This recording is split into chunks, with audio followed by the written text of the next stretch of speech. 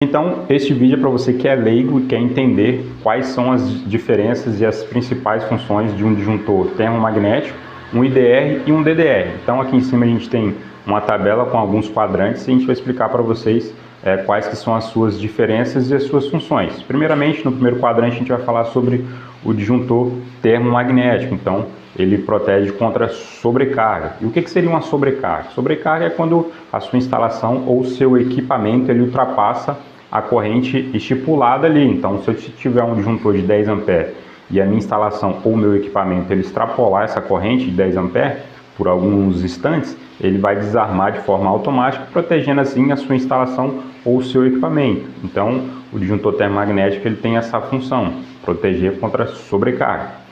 E uma outra função do disjuntor termomagnético é a de curto-circuito. E o que seria um curto-circuito? Curto-circuito é quando você elimina a carga, elimina a resistência ou a impedância ali. Então é quando você encosta uma fase na outra ou uma fase no neutro. Então você fecha um curto ali. Então ele vai fazer o desarme de forma automática, tipo, protegendo seus bens aí materiais, ok?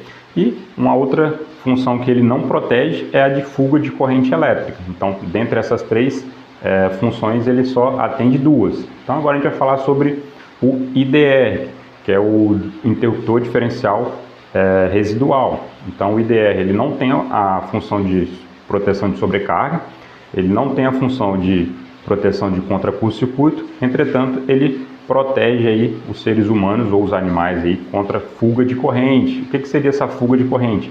É quando você encosta a mão na estrutura metálica de algum equipamento e se estiver drenando alguma corrente ali na estrutura, né, na carcaça, esse interruptor diferencial residual ele vai entender essa fuga ali, porque ele monitora o consumo na entrada e o que está retornando e vai fazer o seu desarme automático, te protegendo aí contra choques elétricos e protegendo a sua vida, ok?